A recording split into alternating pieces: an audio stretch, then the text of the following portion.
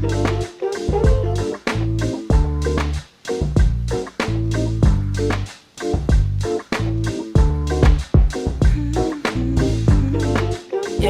yeah, yeah, yeah, yeah, yeah, yeah, yeah. I run my fingers through her hair as she smiles and says that she loves me. Isn't it lovely when the one you're lusting is the one you're loving? Greenwood Bank. What is that? So Is that a real bank? What is that? What is that, Don Calloway? I think it's important that you said One United Bank is an actual retail bank, FDIC insured, right? So I think that one thing that's been kicking around in educated Negro circles for the last 30 days, shall we say, is there's a very popular co-working space that rose during the rise of WeWork, called the Gathering Spot. The Gathering Spot was co-working, event space, and really just a community safe gathering space for African Americans. Started in Atlanta, where if not all, a disproportionate amount of amazing Black entrepreneurship begins. And we were very proud of these two brothers named Ryan and TK, who started this awesome community gathering space out of Atlanta called the Gathering Spot. They Yep. expanded to Washington, D.C. and LA and had gathering communities in all these places. About a year ago, the Gathering Spot was purchased by Greenwood Bank. If you remember, Greenwood Bank was a financial services platform started by brother Killer Michael Render, who we'll talk about them later.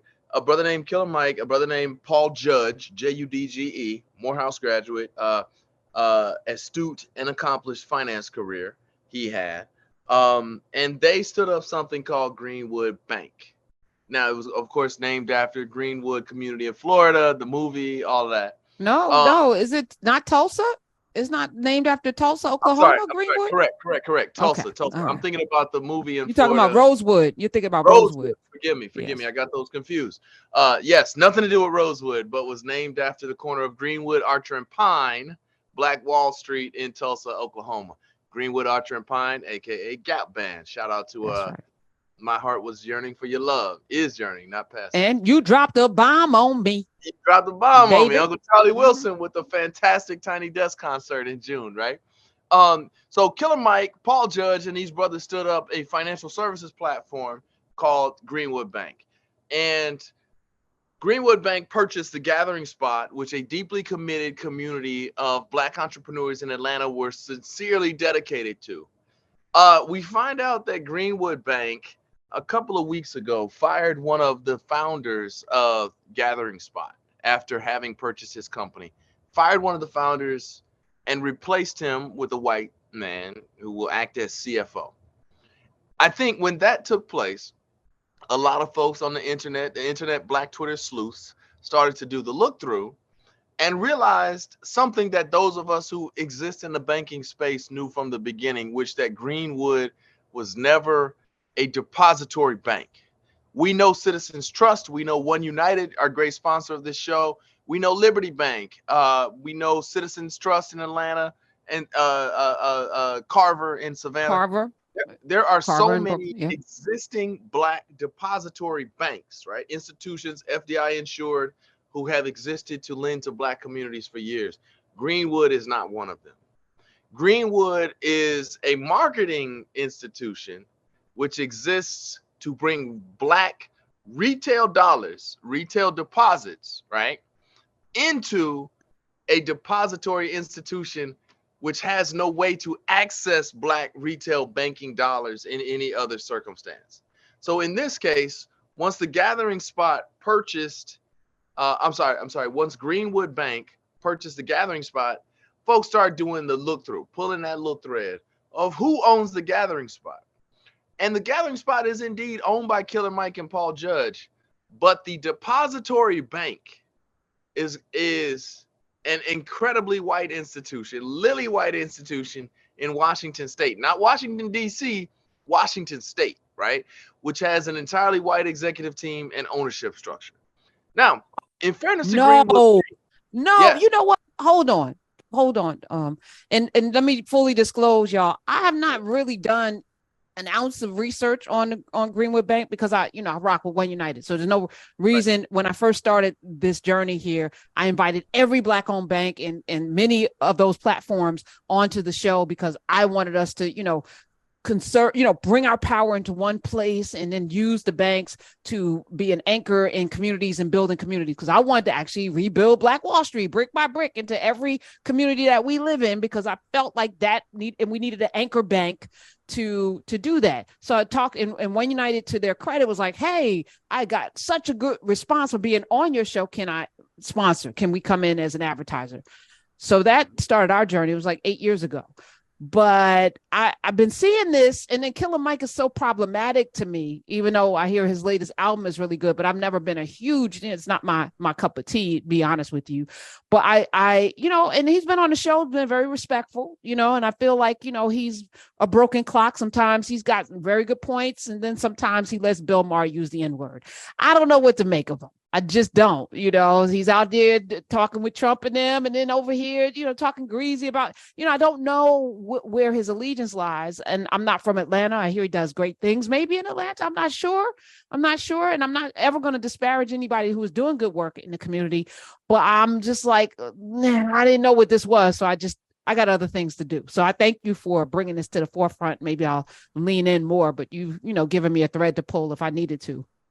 Yeah, and it's difficult because I believe Killer Mike loves Black people and does good work, advocacy work on behalf of Black people. However, Killer Mike and Paul Judge are capitalists. And I think, as you and I have talked about many times before, a Black version of capitalism is not going to save us. Capitalism is not liberative activity, right?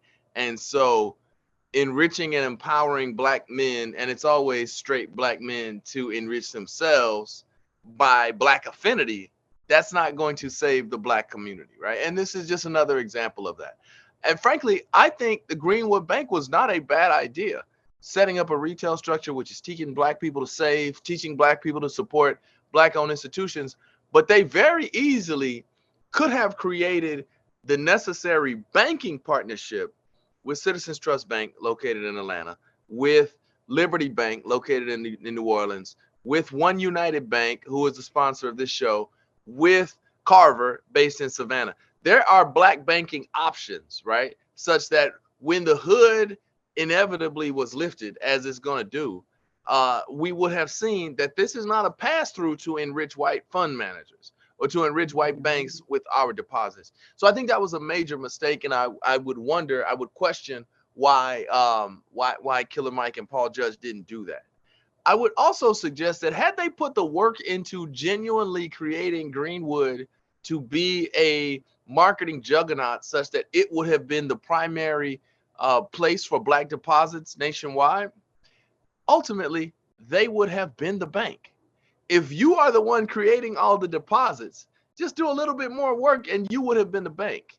So the laziness there in not wanting to get a bank license suggests to me that they were looking for the quick hit.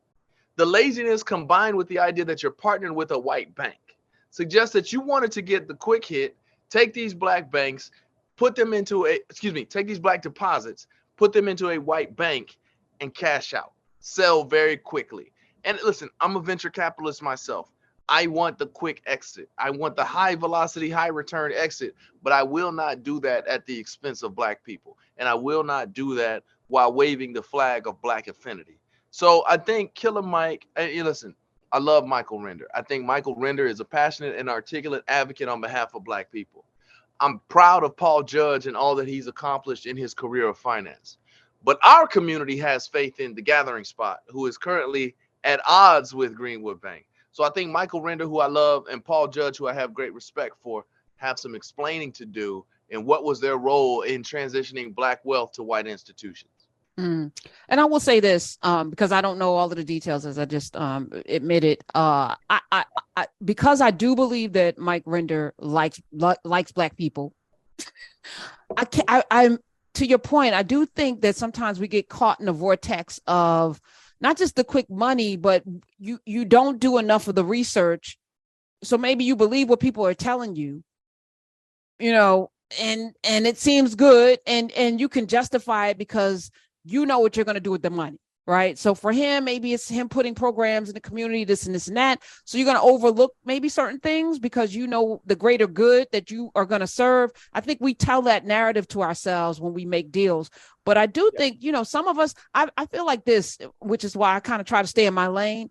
You know, if you don't have the acumen for a thing, you know what I'm saying? What you're talking about, business, big business and banking business and regulations and SEC and all of the things that you got to know. I'm on the phone today with my partners. I'm having a conversation and they're talking about, you know, listening to the, you know, what they have, the annual reports that these companies have. You know, one of our competitors, you know, and he actually went in and listened to the last 2 annual reports because they're available for publicly traded companies. And he's coming back with some intel and we're having a conversation about what to do next. But that's the kind of depth that you have to have when you're running a particular kind of business, right? Who's doing that? Who has the acumen for that? Yeah. And again, you know. Well, I mean, you know, look, there are African Americans sincerely participating in finance spaces, in venture capital spaces. So there's Slauson and Company. So y'all know about Crenshaw and Slauson, Slauson and Company. My good brother Austin out there is doing real things in venture capital. Jason Mercer in Chicago is doing real things in venture capital. Fearless Fund is doing real things in venture capital with a specific focus on funding Black women businesses. So Google Fearless Fund, Google Slauson and Company, Google Harlem and Company. There are real Black venture capitalists out there. And if you're looking at this very clearly, they wasn't on that Greenwood Bank deal, right? Because they understood Greenwood Bank to be what it is, right? But there are real Black banks out there. And so the question for Greenwood, a threshold question for Greenwood's principals to ask is, why did you not partner with the actual Black banks? And if you, I mean, look, you can ask it in the way our grandparents would have asked it is, we've been had Black professionals who understand finance. We know Black folks who know banking. So who sent you? Who sent you? And I think that if we have the courage to ask Black folks who are asking for our dollar, particularly Black folks who are asking for our, if we have the courage to look past the celebrity and look past the Instagram followers and say, who sent you? Who asked you to do this? Then we can begin to unravel the thread and get to a lot of what's behind this. Because what we're talking about is not banking, AKA One United, AKA Carver, AKA Citizens Trust. We're not talking about banking. We're talking about banking as a service. And I think if you are a Black person engaged in the business of banking as a service, you owe an explanation to Black people about what you're actually doing. And, you know, and I think we need to be savvy about our investment dollars and our retail participation dollars. Yeah. And respect those that are doing it. I mean, to get a banking license, you know, I think about what Terry Williams and Kevin Coe did to, you know, combine several Black owned banks, to, you know, but to get that first banking license, and they tried to take over Carver. I remember that, you know, got on the board. Like they've been in this business a while, and they still, you know, just now crossing over into, you know, I think $1 billion on the books, which they didn't have 8 years ago when we first started this. And it was like, wow, you know, the largest Black Asian owned bank had like 35 billion on the banks, you know. So I was like, we are definitely falling behind as having a power block while we spend $1.36 trillion. We can't put $1 billion, you know, one single entity. I just, you know, I felt very defeated, but at the same time, like there was the ground to be made up, you know, in this space. There's a lot of ground to be made up, but I think the chap, and when I quote the Bible, I say I think, but that's actually a humble brag because I know. So I think Zechariah says, do not despise small beginnings, because the Lord is joyous to see the work begin, right? And so who are we to talk about wanting billions, right, when the net worth of some African countries or smaller countries around the world is measured in billions? You mean to tell me you can't seed Black-owned businesses who need $50, $150, $250,000? How many of those could you seed with $50 million in real deposits, right, that are going to VC for Black funds? And so we can talk about billions, and that's cool. but start by getting started, right? Yes. I would Yes. also How about that? suggest How about that? I would also suggest that don't start by defrauding Black people in the name of Black affinity, right? Ooh. And when you think about the Bernie Madoffs of the world, he was ultimately an affinity fraudster against Jews, right? He was able to take their money because they believed in him and they trusted him. I love Michael Render, but I'm looking at him like, what did we get from trusting in you? What did we as a community get? Or did you enrich yourself and a few other African-American principals in the Greenwood enterprise, whatever ultimately that ended up being? Anybody put money in that? 866-801-8255. And, you know, no disrespect at all. I'm just curious. Yeah.